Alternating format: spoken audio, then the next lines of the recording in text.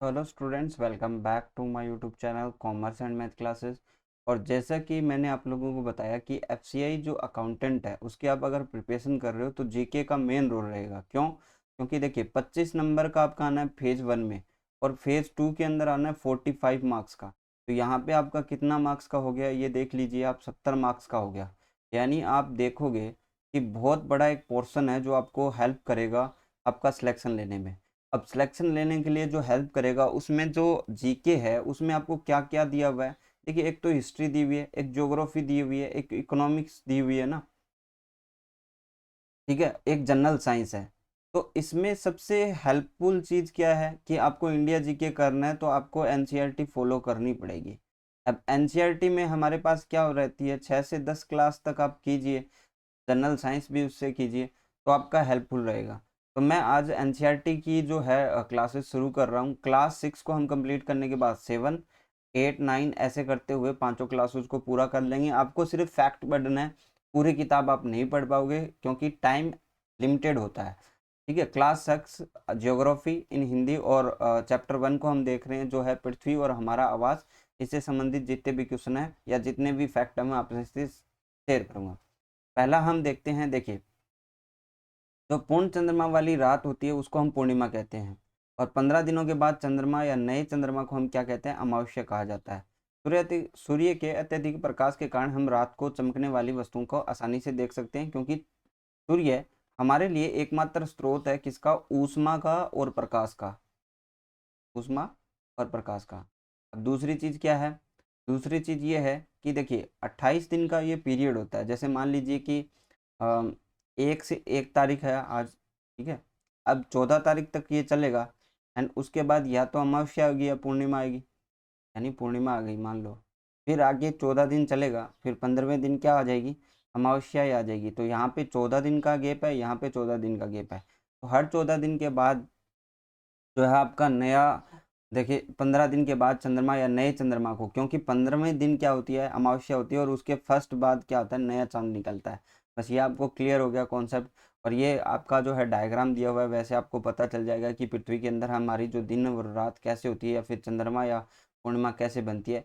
यहाँ से आप लोगों को जो है पूरा चंद्रमा दिखता है, और इधर जब ये पिछली साइड चला जाता है, जैसे इंडिया की तरफ है तो जब ये अमेरिका की तरफ चला जाएगा तो हमारे लिए चांद नहीं दिखेगा, और ये क्या हो जाएगा आपका, एकदम ब्लैक हो जाएगा। इसलिए हमारे लिए अमावस्या होती है। जब ये इधर साइड में आता है तो थोड़ा थोड़ा दिखना शुरू हो जाता है, और ये ऐसे घूमता घूमता लास्ट में हमारे जब फुल दिखता है ना, तो तब ये क्या हो जाती है, पूर्णिमा हो जाती है। ठीक है, हमारे एकदम सामने आता है हम पूर्णिमा बोलते हैं, और हमारे एकदम पीछे चला जाता है तो हमारे लिए अमावस्या हो जाती है। नेक्स्ट पॉइंट पे बात करते हैं, खगोलीय पिंड।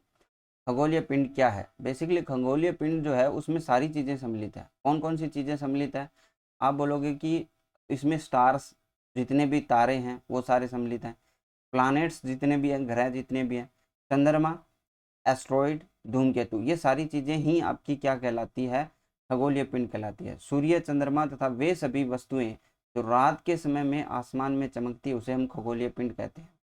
ठीक है, खगोलीय पिंड बड़े आकार वाले गर्म होते हैं।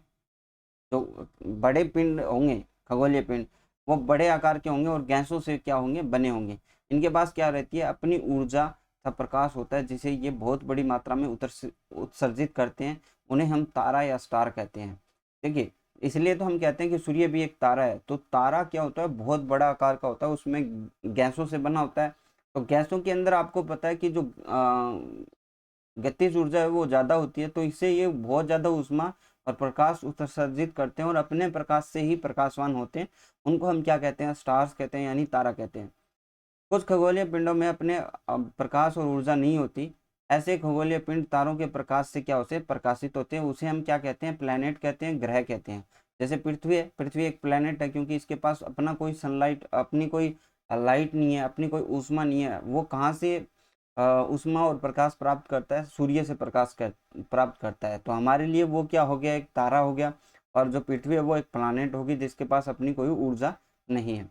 नेक्स्ट बात करते हैं, पृथ्वी जिस पर हम रहते हैं वो एक क्या है, ग्रह है। ठीक है, प्लैनेट है।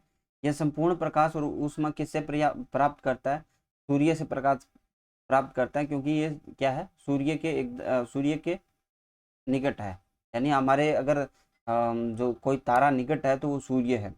पृथ्वी को बहुत अधिक दूरी से जैसे चंद्रमा की तरह चमकती हुई प्रतीत होगी। अगर मान लीजिए कि हम बाहर निकले, कि वायुमंडल से बाहर निकल के अगर हम अंतरिक्ष से देखेंगे तो ये हमें एक चंद्रमा की तरह चमकती दिखेगी, क्योंकि ये भी अपना प्रकाश किससे प्राप्त कर रही है? सूर्य से प्राप्त कर रही है।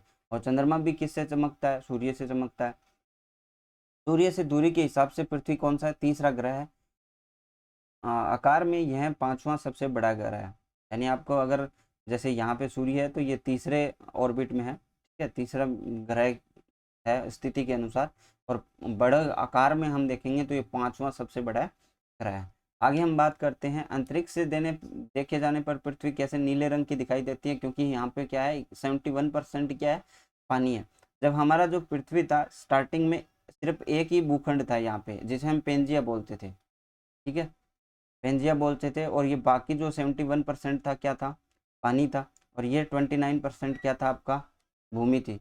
अब ये पेंजिया दो भागों में टूटा इस तरह, उत्तर और दक्षिण में। और यहाँ पे क्या 33 सागर बना, जिससे हमारा जो मरुस्थल है और जो मैदान है वो बना है राजस्थान का। तो ठीक है, ठीक है, इस यहाँ पे उत्तरी कॉन्टिनेंटल बने हैं, यहाँ पे जो अफ्रीका वगैरह है, एशिया वगैरह है, ये सारी चीज़ें इनसे बनी है। तो ये दो भागों में बंटने के बाद बना। अभी ये नीला क्यों दिखाई देता है? क्योंकि इसकी 2/3 जो सतह है पानी से ढकी हुई है, इसलिए हमें इसे नीला ग्रह भी कहते हैं।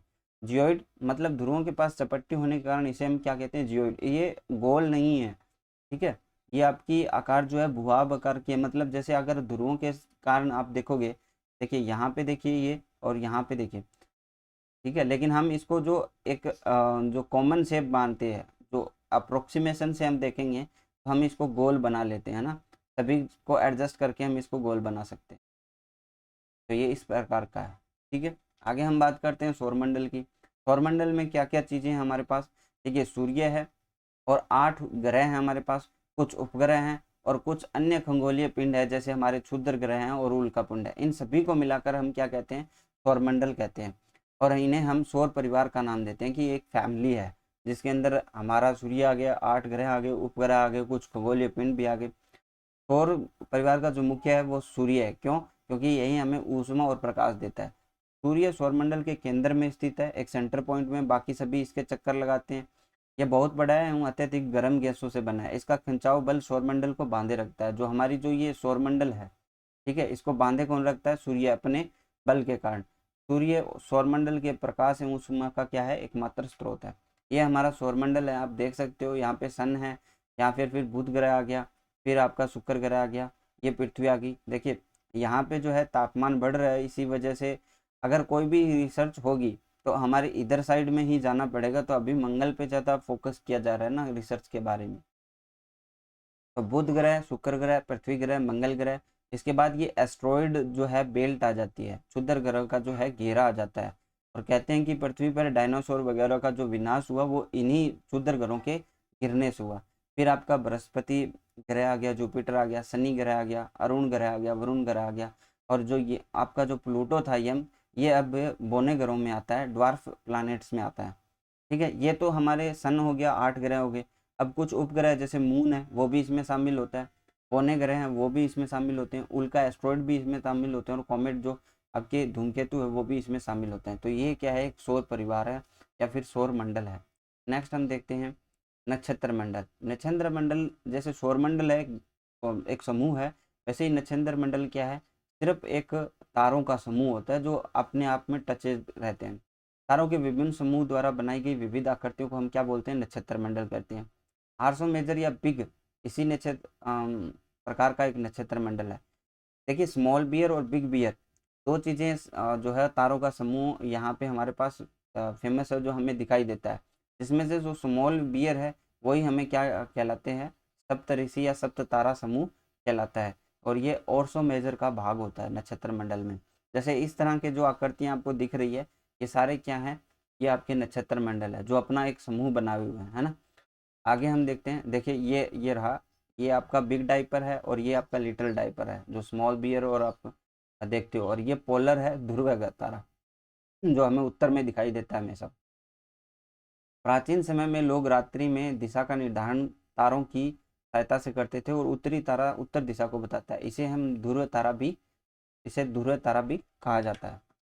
क्षुद्र ग्रह की बात करें, जो एस्ट्रॉइड होते हैं ग्रह के ही भाग होते हैं जो बहुत पहले ही वर्ष पहले विस्फोट के बाद ग्रहों के टूटकर अलग हो गए। यानी बहुत सारे, जैसे पृथ्वी है, इसके भी कुछ एस्ट्रॉइड रहे होंगे, टूट के कुछ भाग इधर उधर, है ना, फिर वो अपने ऑर्बिट बना लेते हैं और फिर घूमने लगते हैं।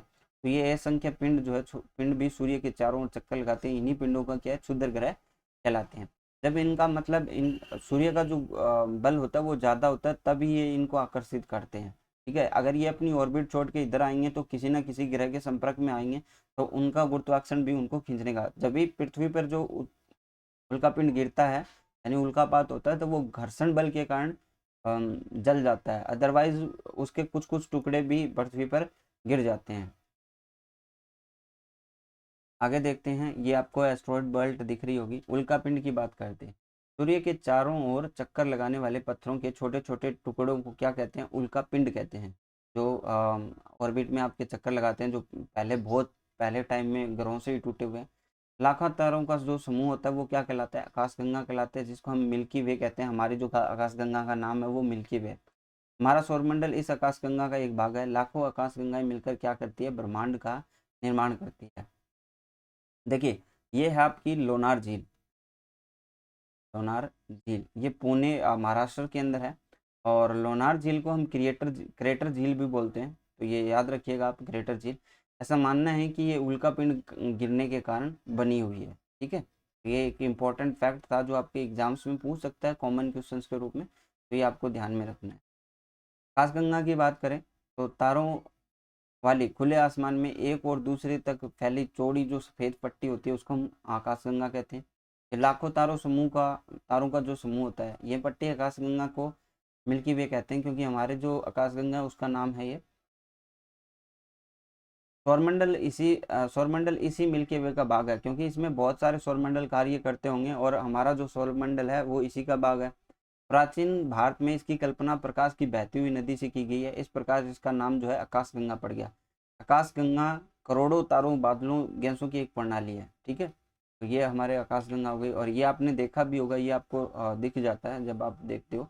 एक आकाशगंगा होती है, इसी में हमारी भी एक आकाशगंगा है। हम भी इसी तरह जो है, मान लीजिए कि यहाँ पे कोई ग्रह होगा, प्लानट होगा, तो उसमें हम भी ऐसे ही दिखते होंगे। अगर हम बाहर से जाएंगे, देखेंगे बहुत बाहर से, जैसे हम पहले बाहर से जाएंगे तो हमें सौरमंडल दिखेगा, सूर्य और इसके बाहर चक्कर लगाते हुए जो, फिर हम और बाहर जाएंगे तो हम देखेंगे कि हम भी एक मिल्की वे के अंदर शामिल है।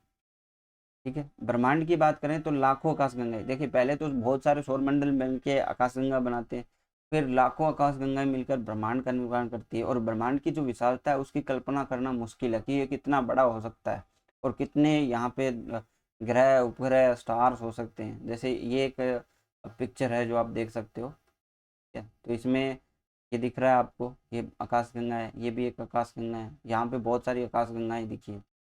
तो आज की वीडियो यहीं पे एंड करते हैं, और अगर आपने हमारा चैनल नहीं सब्सक्राइब किया है तो ज़रूर सब्सक्राइब कीजिए।